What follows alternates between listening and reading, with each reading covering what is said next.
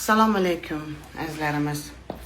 Men prezidentimizga, bizni bosh vazirimizga, davlatimiz bosh vaziri, davlatimiz prezidentiga, bizni yurisprudensiyaga murojaatnoma gapirmoqchiman. Mana bu bugungi kunda san'atkorlarimiz ko'p ijoddan sovib ketyapti. Ijod qilgisi kelmayapti. Yangi qo'shiq yo'q deymiz. Yangi qo'shiq nima uchun yo'qligini ham so'rayapsizlarmi?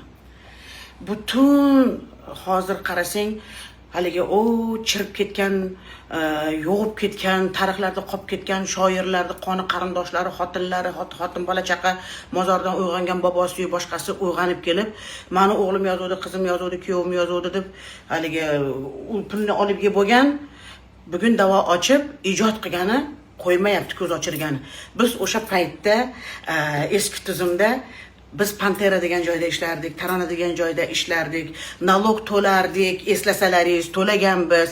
Butun avtorskiy prava o'shanda ham qilingan, hammasi to'langan. Nima uchun o'sha paytlarda o'sha dokumentlar bor-ku, o'sha shirkatlar bekilgani bilan kerakli joyda hali o'sha hujjatlar bor. O'sha hujjatlar ko'tarilib tekshirilsa bo'ladi-ku. Butun o'sha avtorskiy biz konsertdan ham to'g'ri tuzgin nima deydi, tuzroq pul ham olmas edik-da. Haligi qulog'imiz tinchroq tursa bo'ldi, haligi bizga tegmasa bo'ldi deb. Avtorskiy prava u yoqda tursin. Biz shunaqa joylardan yashab kelib, bugun omon-omon zamonda ijod qilishni o'rniga ko'p san'atkorlarimiz sudma-sud yurtda. Hamish shoir palon yerda palonchi yozganimish, pismadonchi yerda yozganimish, da'vo ochdi, mana o'sha qo'shig'im pulni bergan yo'q, olib yeb hazm qilib bo'lgan ular. Buni hammasini tagini so'rab surishtirish kerak. Qonun qachon chiqdi? Mana shu 2016 mi, 2020 mi, 2015 mi qachon chiqdi? Shu yildan boshlab tekshirilish kerak qo'shiqlar. Endi aql kiryapti. O'zimni yozgan qo'shig'imni shoir qancha da'vo qilib meni boshim og'ritdi. Endi men endi nima deydi, ovqatlarimiz, advokatlarimiz omon bo'lishsin. Nima deydi, o'shalar bilan anaqa qildik. Men aytmoqchi bo'lganim, o'yinchoq emas-ku, san'atkorni shashtini o'ldiryapsizlar. Ertaga unga nalog yozib, buyruq chiqarib, qo'rqitgani bilan ijod kelmaydi. San'atdan hammani ko'ngli sovutyapmiz va qonun to'g'ri ishlash kerak. Biz o'zini paytda nalogini to'ladik, qo'shiqchilarni hamma qo'shiqlarni yozgan, o'zim yozaman. Ko'p shu anaqalarda olingan qo'shiqlarni she'rlariga, kuylariga, aranjirovkalariga puli to'langan. Nima uchun buni tekshirmasdan bugun kimga xolasa da'vo ochyapti?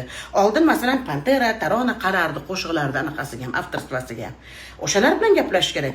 Bugun indamasdan san'atkorlar bilan shoirlarning qatdan buncha tili chiqyapti. Shoirlarni o'zini she'rini tekshirsang, bir-biridan o'g'irlab yotibdi. Buyuk shoir. Ana o'sha shoirlar bugun da'vo ochayotgan shoirlarni vatan haqidagi yozgan bironta normalniy qo'shig'i bormikin? So'rangchi. Vatan uchun jonini kuydirib yozgan narsasi bormikin? Yo'q. Faqat tijoriy hamma yo'lda buzgan shoirlardan chiqyapti bu narsalar. O'zi buyuk shoirlar mana o'lib ketdi ko'pi. Mana Iqbol Mirzo, Mahmud Toyir shuncha go'zal narsa yozadi. Pulam bormi deb qo'yadi hozir qo'l qo'ydirib bir haligi haqqini to'lagani borsang. Bu haligi pul uchun emas, ijod manatdan keladi. Hamma yo'q tijoriy xanila qo'yib ketdi arzonchilik qilib. Menimcha bu qonun qoidalar to'g'ri ishlasa, eshikma-eshik yurgan shoirlarda ham avval eshikma-eshik yuradi bu shoirlar. Hamma hofiz sizga buni tasdiqlab beradi. Eshikma-eshik yurib, yalinishib, she'rni ayting, nima bo'lsa ham men roziman deydi. Aytganingdan keyin bunaqasiga kelib chiqyapti. Shuning uchun bu ikki taraflama ko'rish kerak va bularga ham qonun qoida ishlash kerak. Eshikma-eshik yurib aytib keyin sudga berganlarga ham jazo ochilish kerak. Ana ular ko'proq to'lash kerak pulni shtrafni. Chunki kim hozir kitob o'qiyapti hozir?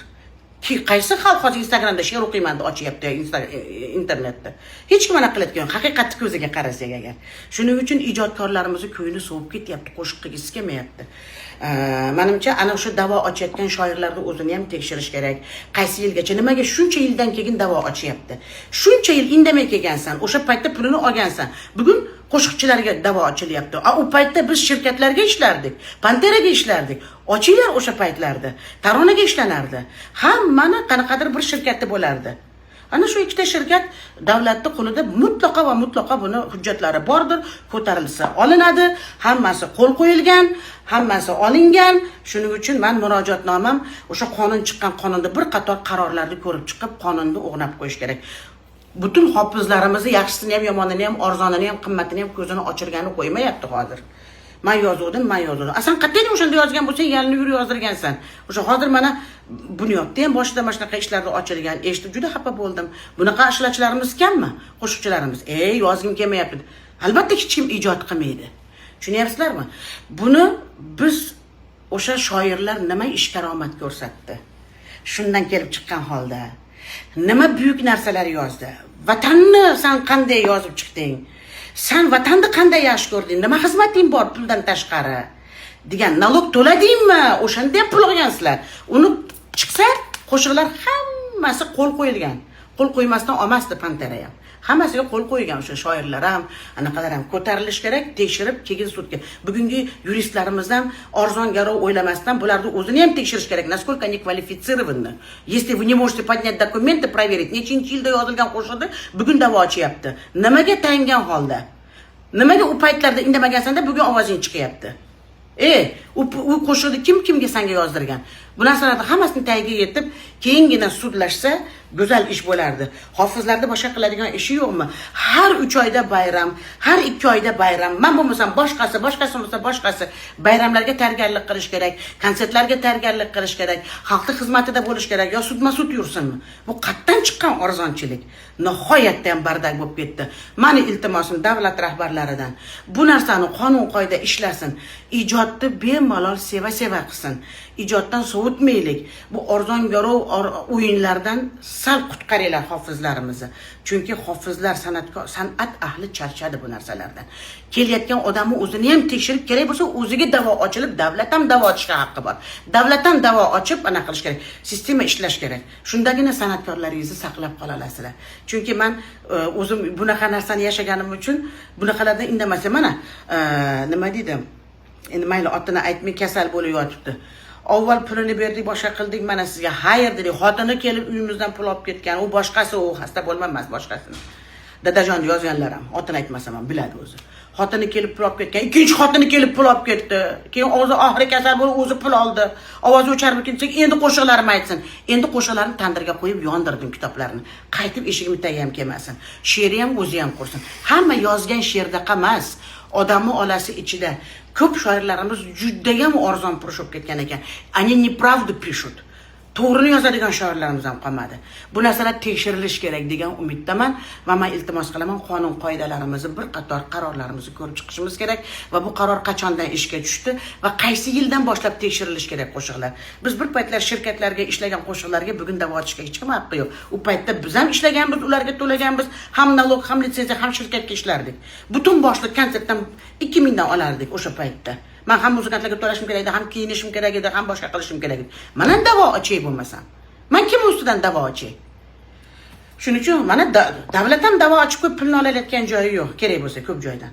Bu qonun qoidalarni ko'rib chiqinglar, iltimos. Men bir ustoz sifatida, bir san'atga ozgina mehnatim singigan sifatida aytayapman. Birovnikini eshitib ham asabim buzilyapti. Iltimos, bemalol ijod qilaylik, azizlarimiz. Sog' bo'lishsin ilohim. Men o'ylayman davlatimiz bu narsaga qaraydi. Rahmat katta oldindan.